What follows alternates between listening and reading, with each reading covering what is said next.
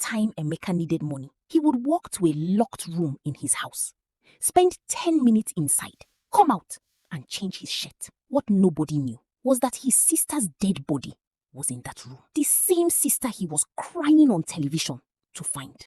Emeka unalived his own sister, preserved her body in a secret room. And every time he needed money, he visited that room opwe with the body and cashed out. Emeka used his own blood sister for ritual. For 2 years, he joined the family to search for her. He put 10 million naira on her head, but her dead body was locked inside a room in his mansion. And every time he visited that room and did opwe with the body, he cashed out in millions.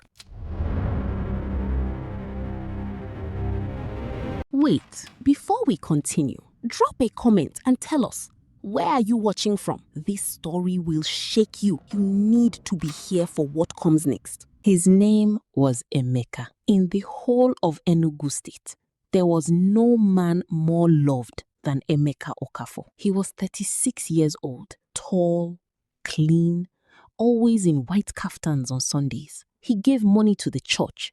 He paid school fees for children in his compound who had no father. He shook hands with everyone, the rich ones, the poor ones, the market women with cracked heels, and the government men with fat briefcases. People called him Oganyi, the kind master. He had built his mother a house. He had bought his father a car. He had opened a supermarket for his cousin in Onitsha and his younger sister, Adaeze, his only sister, 24 years old, small and loud and always laughing. She was the person he called first whenever something good happened. That girl is my heartbeat, he would tell anyone who listened. If anything ever happens to Adaeze, I will not survive it. People believed him. So when Adaeze disappeared on a Tuesday night in November 2 years ago, the whole community broke with Emeka. They stood in his compound and cried with him when he printed the flyers. They held his hand when he went on television, his eyes red, his voice cracking at the edges. The whole country shared the video. Women wept in their sitting rooms.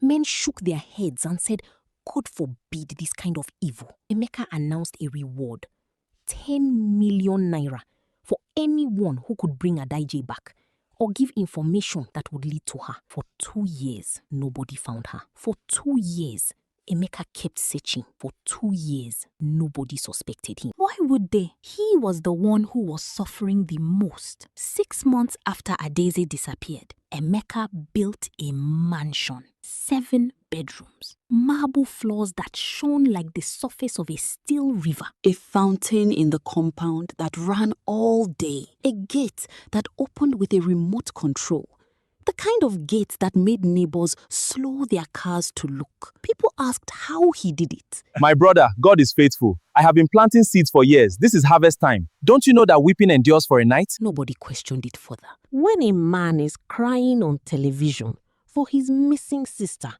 and still manages to build a mansion, you don't question that man.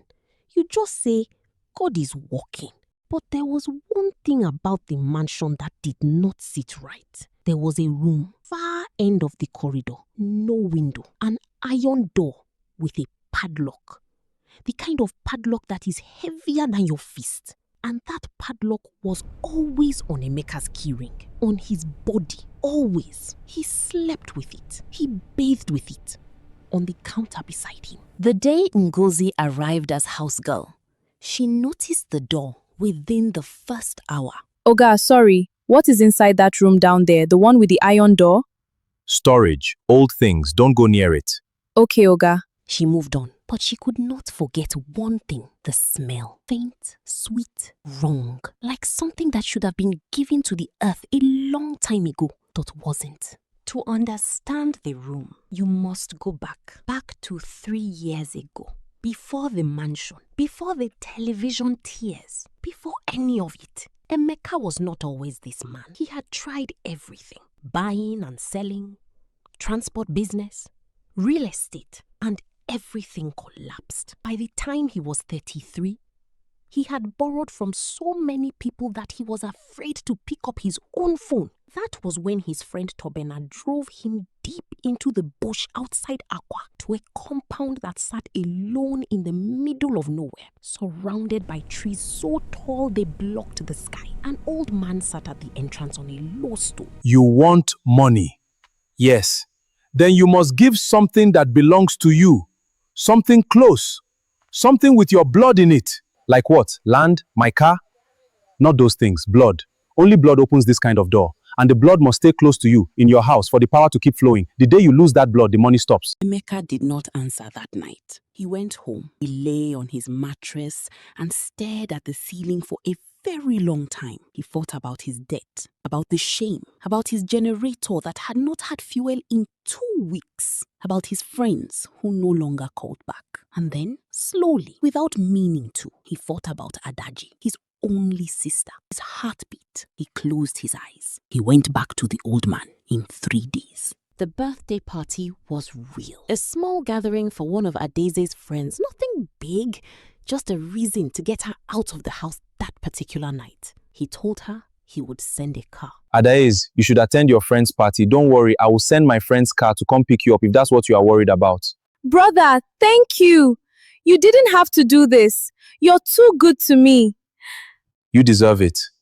Enjoy yourself tonight.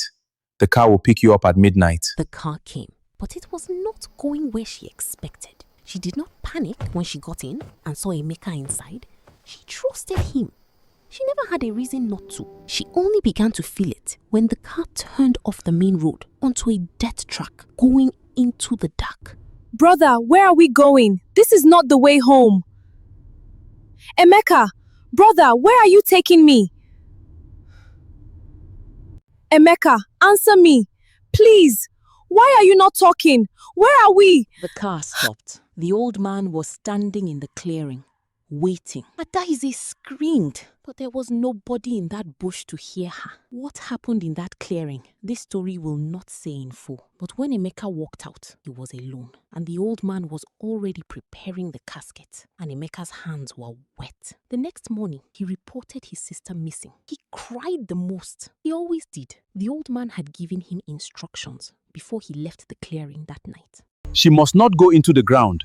Keep her in your house. The power lives between you and the blood you gave. Build a room, no window, iron door. Visit her and operate with her before every deal you want to close. As long as she remains close to you and undisturbed, the money will not stop coming. For how long? As long as you want to be rich. So, Emeka built the room deep inside his new mansion. The herbalist had treated the body. Something he applied that first night. Something that slowed decay, that kept the smell low, almost manageable, almost nothing. Only those with sharp noses and too much time in the corridor would notice. Every time Emeka needed money, a contract, a deal, a new business, he would go to the room. He would unlock the iron door. He would step inside for 10, 15 minutes. He would OP with the body. He would come out. And the money would come. Always. The 10 million naira reward. A wall. A performance. A way to look like the most devoted, most broken brother in Nigeria. So that nobody would ever look at him as anything else. Because when you are the man who is searching the loudest, crying the hardest, offering the most money, nobody suspects you are the man who knows exactly where she is. Ngozi Obi was quiet. She worked hard. She did not ask unnecessary questions after that first day, but she had sharp eyes. And she had a nose that forgot nothing. By the 3rd month in that house, she had built a mental map of Emeka's patterns. She noticed that he always went to the far corridor the night before a big deal. Always. Without fail. She noticed that when he came out of that part of the house, he always changed his shirt, even if he had been inside for only a few minutes. She began to write things down, small observations. She hid the notebook inside her Bible. She did not know yet what she was collecting. She only knew that something was wrong in that house, and that a person who notices wrong things should write them down, because the day might come when writing saves your life. It was a Thursday, the dry season. NEPA had taken the light since morning, and the generator was off because the fuel had not arrived. The house was hot and very still. Emeka had gone out. He said he was visiting a client. He would be back late. Ngozi was mopping the corridor near the kitchen when it hit her. She stopped mopping. She looked down the corridor at the iron door. She stood there for a full minute. Then she walked toward the iron door. She pressed her palm flat against it. The metal was cold. She pressed her ear against it. Total silence from inside. But the smell, up close, pressed against that door, was overwhelming. It was the smell of something that had once been alive. Ngozi stepped back from the door. Her chest was moving fast. She turned around and walked quickly to her room, sat on her bed, and opened her Bible to Psalms. She wrote one sentence in her notebook. I think there is a body in that room. The next morning, Ngozi walked 2 streets down to the pharmacy, bought paracetamol she did not need, and used the pharmacist's phone to call her cousin in Lagos. Chidi, I need help. Not trouble help. I need someone who knows how to handle a serious matter quietly. Do you understand what I'm telling you? Ngozi, what happened? Are you okay? I am okay. But I think I am living in a house with something terrible inside it. I need someone who knows these things. A detective, a private investigator, someone serious. Let me call you back. Give me 24 hours. Chidi called back in 18. He had a name, Solomon Eze, retired senior detective, 30 years in the police, now working privately. Ngozi called Solomon that evening from the same pharmacy. She told him everything. The smell, the iron door, the padlock that never left Emeka's body, the missing sister. Solomon listened without interrupting. When she finished, How long have you been in that house? 18 months. And in 18 months, has he ever opened that door in front of you? Has anyone else been in that room? Nobody. Never. Not once. The notebook you have, keep it. Add to it every day. And I need you to do one more thing. What thing? The next time he goes into that corridor when he thinks you are asleep, I need you to follow. Not close, just far enough to see. Then come back and write exactly what you saw. Time, what he was wearing, how long he was inside. Can you do that? Yes, I can do that. Good. Don't change your behavior. Smile when he talks to you. Do your work. Nothing has changed. You understand? And Ngozi, if at any point you feel that you are in danger, you call this number immediately, day or night. Don't wait, don't think, just call. I understand. she saved the number. She went back to the house. She smiled at Emeka when he asked where she had been. I went to buy medicine, Oga. Headache since yesterday. Okay, is dinner ready? Almost, Oga. 10 minutes. She went to the kitchen. She stirred the soup and she waited. It happened 4 days later. Emeka had been on his phone all evening. Business calls, fast Igbo, numbers being negotiated. Ngozi could tell he was closing something. At 11 p.m., he told her to go to bed. She went to her room. She lay on her bed in the dark and counted. She counted to 300. Then she moved. She opened her door slowly. She moved in her socks, flat against the wall, breathing through her mouth so she could hear better. When she reached the corner that looked down the far corridor, she stopped. Emeka was there. He was at the iron door, his back to her. She watched him open it. She watched the door swing inward. Emeka stepped inside. He pulled the door almost shut behind him, but not fully, leaving a thin gap. Ngozi pressed herself against the wall and waited 12 minutes. Then she heard him move inside. Then the door opened fully and he stepped out. His shirt, the cream kaftan he had been wearing all evening, was gone. He now had on a plain white singlet. He was carrying the kaftan folded over his arm. His face was emptied, like a man who had just finished something that required his whole self. He locked the padlock. He turned. Ngozi had already gone back. She was in her bed, facing the wall, her eyes wide open in the dark. She waited until she heard his bedroom door close. Then she reached under her mattress for the Bible. Friday, 11:17 p.m. He went in. Smell was very bad. He was inside for 12 minutes. Changed his shirt. He looked empty when he came out. Not guilty, not afraid. Empty, like it is normal. God, help me. She called Solomon the next morning from the farm. I saw him go in last night. Everything is in the notebook. Solomon, whatever is in that room, I don't think it is a thing. I think it is a person. You did well. Don't go back near that door. I am coming to Enugu. 3 days. Stay calm. Emeka traveled to Abuja early that morning. He said he had a meeting. He would return Friday. He left at 6 a.m. The compound was quiet. The gateman was asleep in his post. The house was empty. Ngozi stood at the entrance of the far corridor. She told herself, "No, you are not doing this." Solomon said, 3 days. She told herself that for about 4 minutes. Then she walked down the corridor to the iron door. She did not have the key. She knew she could not open it. She just wanted to be close, to confirm, to smell what she already knew was there. She pressed her palm to the door. She pressed her ear against it. What Ngozi did not know was that Emeka had not actually gone to Abuja. His meeting had been cancelled that morning, 30 minutes after he left. He had turned around. He had come back through the back gate, the one that did not creak, because he had forgotten a document. He walked into the house through the kitchen entrance.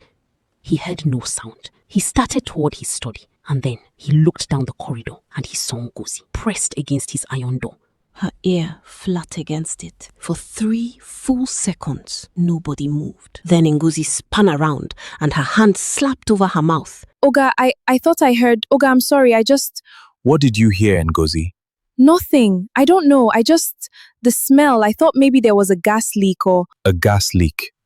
Yes, Oga. I was worried. I wasn't trying to... You were worried. Go to your room, Ngozi. I have forgotten something. I will be leaving again shortly. Yes, Oga. Sorry, Oga. She walked to her room. She sat on her bed. Her hands were trembling. She heard him move around the house for a while, opening drawers, closing doors, and then she heard the back gate open and close. She waited 10 minutes. Then she called Solomon from her own phone. She did not have time for the pharmacy. Solomon! He came back. He saw me at the door. I don't think he believed me. What do I do? Are you safe right now? He left again. I think so. Pack nothing. Do not touch the notebook. Leave the Bible where it is. Walk out of that house right now. Go to the first busy place you can find. A market, a shop, anywhere with people, and call me again. I'm already on my way to Enugu. Okay, I'm going now. Solomon, what if I'm overreacting? Ngozi, listen to me carefully. Walk out. Now, don't go back for anything. She stood up. She looked at her bag in the corner. She left it. She walked to her door. She opened it. And Emeka was standing in the corridor, right outside. Emeka said, I forgot something else. He was not looking at her face. He was looking at the phone in her hand. Ngozi's phone was snatched from her hand before she could process what was happening. Who did you call? Nobody, Oga. I was about to call my mother. Solomon Eze. Who is Solomon Eze, Nozi? He is my uncle. Your uncle? The word hung in the air between them. Emeka's jaw tightened. Something in his face shifted, and Ngozi saw it shift, and she knew in that moment, without any doubt, that she had run out of time. She ran, not for the front door. It was too far. Too many locks. She ran for the kitchen, for the back door, screaming for the gateman, screaming as loud as her throat could carry. She made it to the kitchen. She reached the back door. Her hand found the handle. Emeka was faster. He caught her before the door opened. There was a struggle, short, brutal, silent except for her gasping, and then there was no more sound from Ngozi. The gateman had nothing. Emeka straightened his shirt. He stood in the kitchen for a moment. He looked down at what was on his kitchen floor. He picked up his keys. He walked down the corridor. He unlocked the iron door. He put Ngozi inside with his sister in the dark, and he locked the door. He called his Abuja contact and said the meeting could hold after all. He left the house an hour later. Solomon Eze was 2 hours from Enugu when Ngozi's call cut off. He called back immediately. It rang. It rang. It rang. Nobody answered. On the 7th attempt, the phone went off completely. Solomon put his phone in his lap and looked at the road ahead. He had been in this work for 30 years. He knew what a phone going permanently off meant.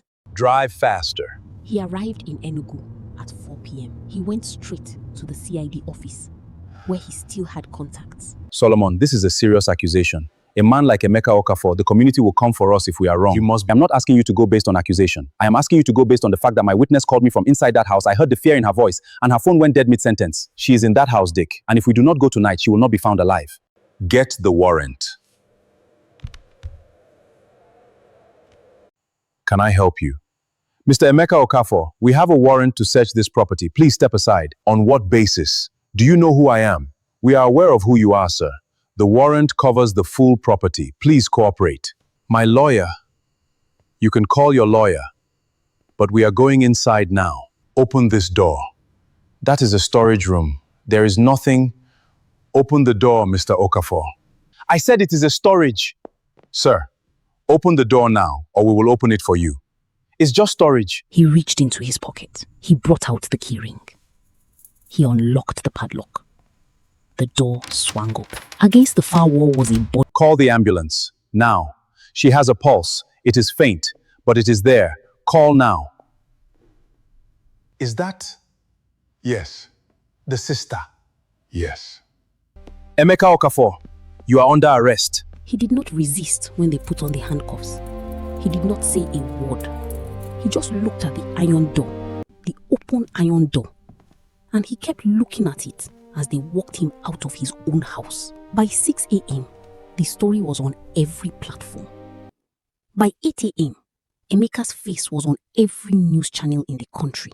By noon, the video of his arrest, taken by one of the neighbors who had watched through a fence in the dark, had been shared 2 million times. People who had wept for him in their sitting rooms sat on those same sofas and could not find a word for what they were feeling. His mother fainted when they told her. They said she did not regain full consciousness for 8 hours. His father, the old man Emeka had bought a car for, drove that car to the side of the road, parked it, and sat inside it without moving until his neighbor came to find him 3 hours later. They called for Ngozi. They said her name on the news. She was in the hospital. Still, her condition was serious, but the doctor said she was fighting. Emeka Okafor sat in a holding cell for 3 days. Then Solomon asked the only question he had come to ask. Why? Emeka looked at the cup of tea. He looked at his own hands on the table. When he spoke, his voice was not the voice of Ogayi.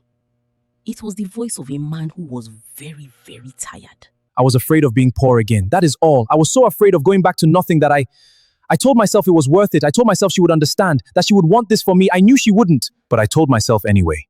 She was your blood. I know. Emeka closed his eyes. Solomon did not wait to see if he cried. He walked out and did not look back. And that is the end of this story. But before you go, share this story to someone who needs to see it tonight. Let somebody else feel this. Comment below. What was the moment that stopped your heart? Was it when Ngozi pressed her ear to the door? When Emeka caught her? When they opened the door and found both of them inside? Follow this page so you never miss a story like this again. Subscribe if you are not yet subscribed. More